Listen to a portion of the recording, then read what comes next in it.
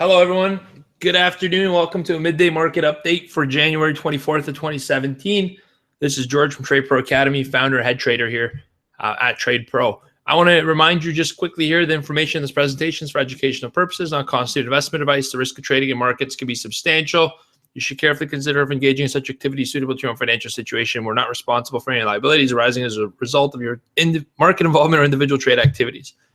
Try to do it as quickly as possible. Lawyers are happy. Let's jump into the analysis component of today. All right, so S&P, let me just move our chat over to the right here. S&P 500 has failed numerous times with these 2260s. The market's stuck, some would say.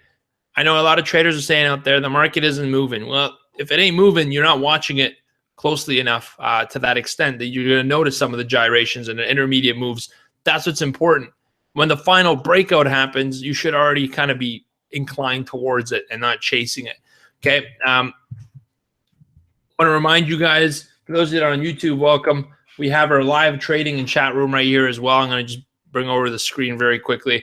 We talk about all of our trades. I post all my trades here live. Everyone says, well, you know, why do you teach? Well, I teach because I love it, but I also do. You can see my trades here. I'm posting them all as we go through the day. We're participating. We got a nice group of people here. Our live trading was one of the advantages of having an earn package subscription. So you want to check that out, go to tradeproacademy.com and sign up. That room is active every day, 5 days a week, heck, sometimes even on the weekends. All right, let's talk about S&P 500. Ripping into some new highs today, intermarket, or daily highs, that is, not new all-time highs, but you can see it's consolidated here for a while, and it's not surprising that we're finding some upside momentum, and I'll explain that to you. So I was bearish the last week, and I'll show you why I was bearish. There were a lot of indicators popping at me, a lot of different internals that were saying we're going down. But since that, I mean, look, let's just count the times it's gone down since about 2017. So 2017 opened higher from this low to end 2016. End of the year, we had some selling here in the S&P 500 futures. This is the index. We had some selling. We closed it at a sell-off. 2017, it opened at the high, and that was the low for the year. Okay, it rallied, and from there, let's count how many times it's been below 2260. Once. Okay, let's say 2257.5 on the futures because that's the key level. 1, 2, 3, 4, 5, 6, 7, 8, 9 times. For goodness sake, how many times are we going to start to pound these lows and sellers can't win the battle? If sellers keep selling and can't win the battle, okay, what are they down here? If they sold and it rips back into their face, what are they? They're stuck. They're, oh my goodness, we sold the low. We can't believe it. All right, it comes back down here. They get stopped out on this rally, comes back down. They try to short again, get stopped out. Try to short again, get stopped out. Try to short, stop, short, stop, short, stop. It's kind of like baseball here. Short again below these 55, stopped out. Short again yesterday. They hit these 52 halves. Their biggest opportunity to really break these 52 halves and take them to new lows was yesterday. This is one of the lows that only came second to the one that occurred on this day. Guys, the trade floor just that. Well, just keep going. Never mind. 52 half, only once before it had a low. Well, yesterday was a shot, and I told you guys in the trading room, this is it. We have to step on these sellers or we're going back up. This morning, what did I tell you guys when we started the session? I got a feeling new highs are on deck. Why? Too many shorts hitting the tape, not getting paid, which means they've now become to buy stops on the upside. When you're short into a position, this is one of the most widely misunderstood facts of trading. When you're short, you have to buy to exit. So short sellers are actually not sellers, they're buyers because they have to exit. Nobody likes to stay in a position for too long and take the risk. They get emotional. So to exit that position, you got to become a buyer. So all these sellers, now they just became a buyer. We cracked these 70s, take it to 75. Consolidate, crack those 75s. We're going to 2,300. All right, so I'm back to being bullish. There's nothing wrong with flipping your bias and saying, I'm short. Okay, I was short. I was right once. I was right twice. Stops run. Now I'm starting to look bullish above these 70s. There's nothing wrong with changing your bias because why? Bias is not what makes you money in this business. Execution does. Having a bias looking to be right does zero for you. Nothing. Not a zilch. Who cares if you're right? Are you going to pay your phone bill with being right? No, you're going to pay your phone bill by making the money by taking the right trade. So that's what I'm looking here on a bar chart on a 60-day from a volume profile standpoint. Last few days, you guys can see on the S&P 500, This is kind of the zone. 67 to about 60. We stuck in here, build out a whole bunch of volume in the profiles, and I think we're going to give it a shot. We got enough gusto to take these 72s, 71s, 72s northward. Let's see what we do in the afternoon. Typically, the way the day has gone, and you guys have to also know this, is at 9:30 on the open, futures have rallied. Okay, then they failed. They've hit the 50s. This is the daily cycle on average. They've bottomed out towards 2 to 2:30 p.m., and they've ripped higher on the close, higher on Globex, open back up here and repeat the process. This is what it's looked like. All right, it got to the point that everyone recognized that pattern. All right, open on the open, buy, sell as soon as it hits the daily high and hope it comes back down to 50. And when everyone started getting used to that pattern, that's when it didn't work. Wow, what a surprise. Everyone's doing the same thing. It's not going to work. Of course it's not going to work. Everyone was short here. When everyone becomes short, they become a buyer. There they go. There's their stops. Now all the shorts are out. The guys that were short down here are probably really nervous if they haven't shorted. These are your medium to swing term traders and the daily traders that look on a larger time perspective, the investors. All right. The mutual funds, hedge funds, institutions that shorted down here to hedge now have to cover their hedge. Where do they do it? I don't know. Have they covered yet? Depends. Is there more buy stops above? Absolutely. So be super careful on today. I think it's a transition type day, and we might roll bullish and not look back. Pivot today was 60.17. R1 is 68.75 to the upside. All right. If you're in the trading group, we update that daily. We update that throughout the day. We show a lot of correlations. Today, one of our best trades was this short right here, and I'll show you guys why. Intermarket relationships, intermarket correlation. It's going in. It's going in. What do we do? 1 second.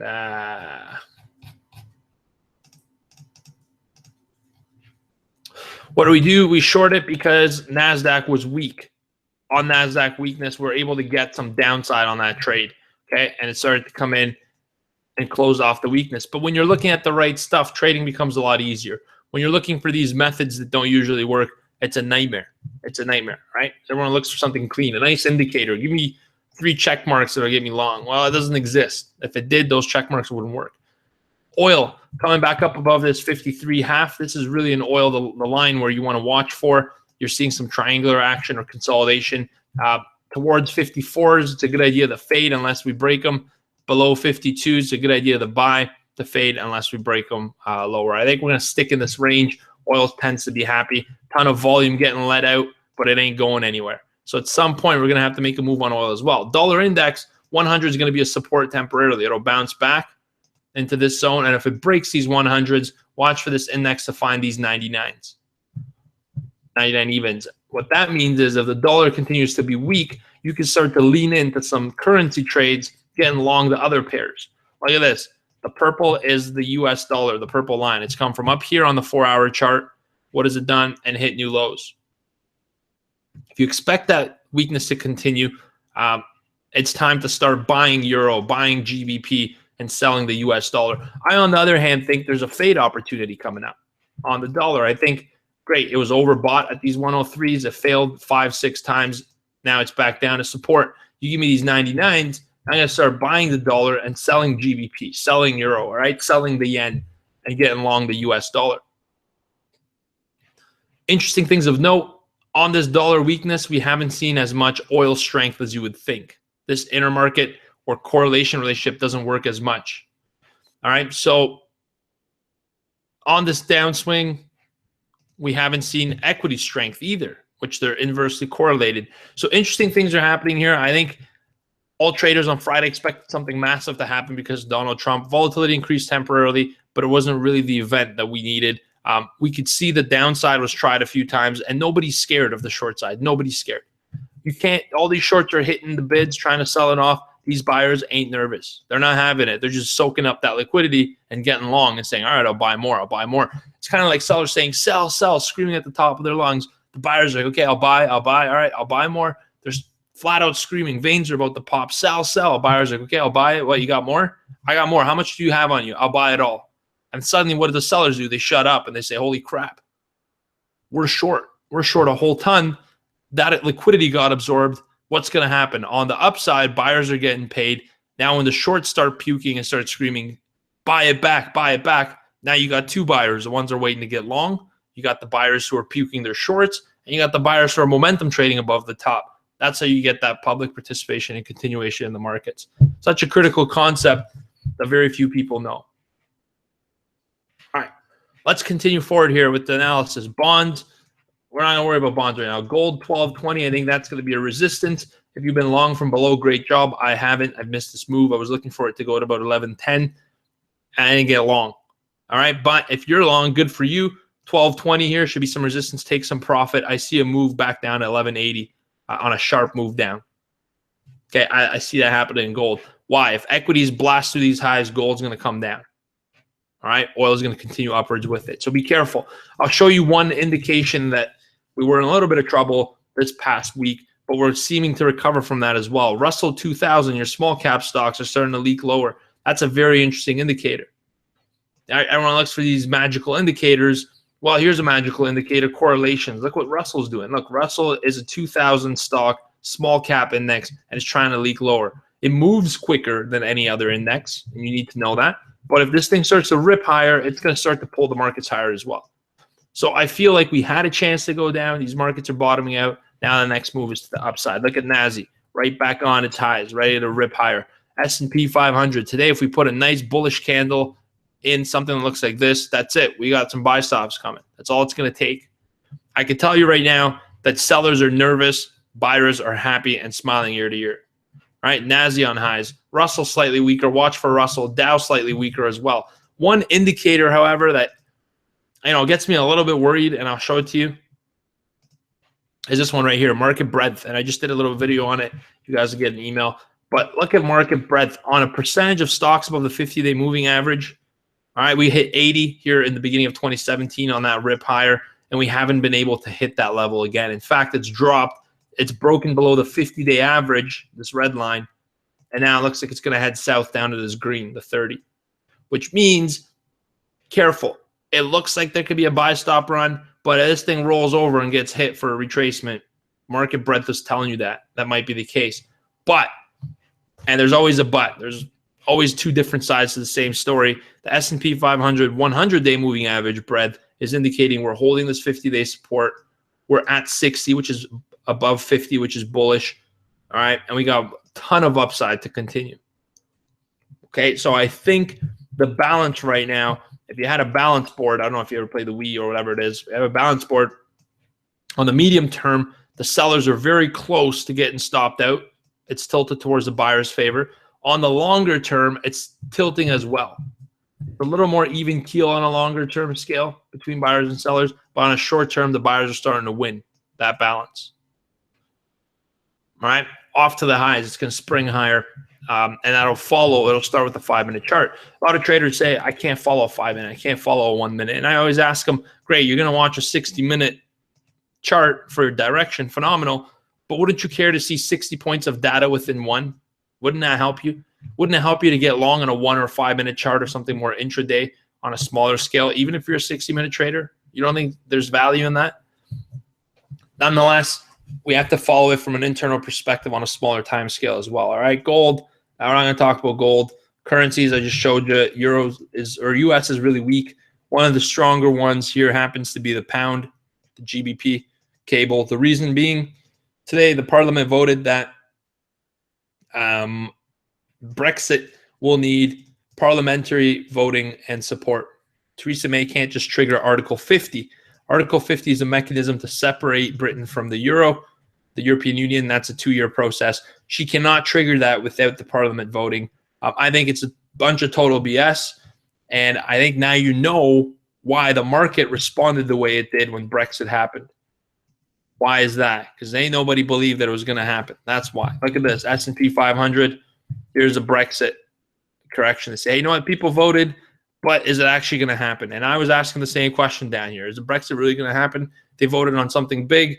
I don't know if they're going to let them do it. And then eventually, here we are now. Theresa May says, well, guess what? We need a vote. And then what that means is a parliamentary vote means there's open room for negotiation. It might not be a hard Brexit.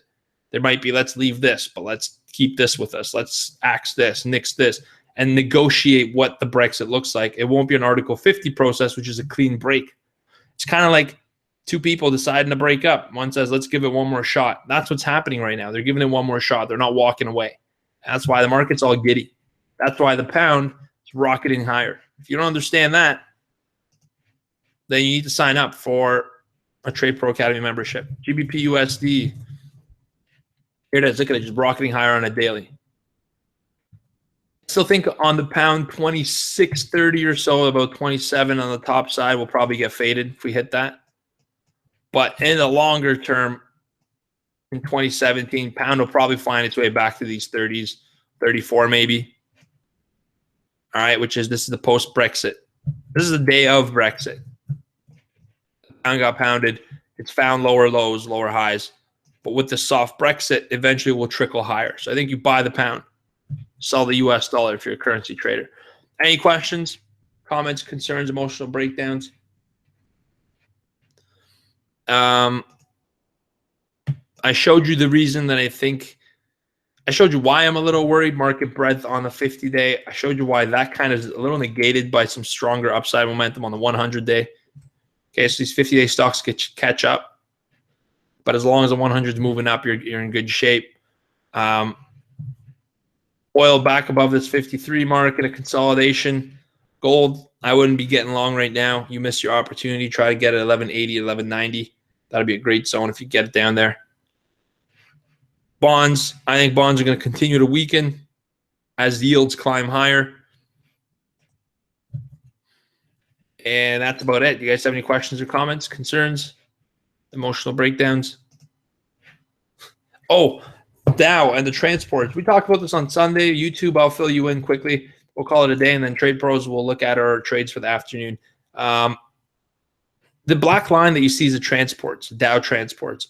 And the candlesticks here are the Dow Industrials average. Going back to Charles H. Dow's theory way back in the day, it wasn't even a theory. He just printed a bunch of articles, and then they later assembled them into a theory. If Charles H. Dow was alive right now and said, hey, I'm using the Dow theory, man, I'm making a bunch of money, he'd say, what are you talking about? What's this theory? I don't even know of it. Anyways, the Dow theory says that the transports lead the industrials index. And what have the transports done in November? They broke out first. That's where we got a whole bunch of panic buying on the SP500. Today, what are they doing? They're finding some new lows. They're rebounded a little bit, but they're diverging from the actual industrials index. Two things can happen. They could rip higher right now, or S&P could start failing, coming down to these, or Dow could start failing, coming down to these 19,500s here. And then they'll pick up a ton of bids. I am worried, though, the last few days that there's all this huffing and puffing, lots of volume, and we ain't getting anywhere. All right, that's an interesting thing to follow as well. Follow the transports, follow the Russell, follow the dollar. I'm so baffled when traders come in and say, I have this one strategy, and they say, why would I look at the dollar? Or why would I look at the pound? Why do I care about anything? Do you trade currencies? I'm only a Forex trader. I have yet to meet one profitable Forex trader that doesn't look at other things. One. I don't know one that just trades Forex and makes a ton of money without looking at other markets. These markets are related. It's 2017. Welcome. You could go on Facebook and contact your grandma across the world, but you don't think a Forex market is going to price in differences on what crude does, what S&P does, what yields are doing, what gold is doing? I don't know. Give that a thought a little bit. Let me look at a comment. Yesterday you said the dollar was going down 100. And it's at 100.06. It's still going down. Great call. Thanks, Barbara. I appreciate that. Yeah, we were saying yesterday the dollar would probably – actually, we were saying that from 101 when it bounced. Said, you know what, 100 is probably a good call. I didn't trade it, though. That's the downside. I called it, but I didn't trade it. So thank you, though. I appreciate it. I think we'll see a bounce here. That's my next call off these hundreds. And I think 99 is probably where we're going to head down to ultimately. There could be some more sell stops. Okay, YouTube, you have a wonderful time. Have a great day. Be careful out there with your trades. If you want to join and try out the chat room, it's 9:15 to 4 p.m. every day. We show all of our live trades, currencies, options, futures, whatever else. And it's a great group of people. Sign up for their Earn Package membership. Go to tradeproacademy.com, and there'll be some more information. Or show up at tomorrow's midday update, and I got some awesome stuff that you guys are going to get, some cool free info. And that's coming tomorrow. My top 3 secret indicators on how to make some good money trading. Hey, guys, have a great afternoon. All the best. Subscribers, hang tight. Let's talk about some trades in the afternoon.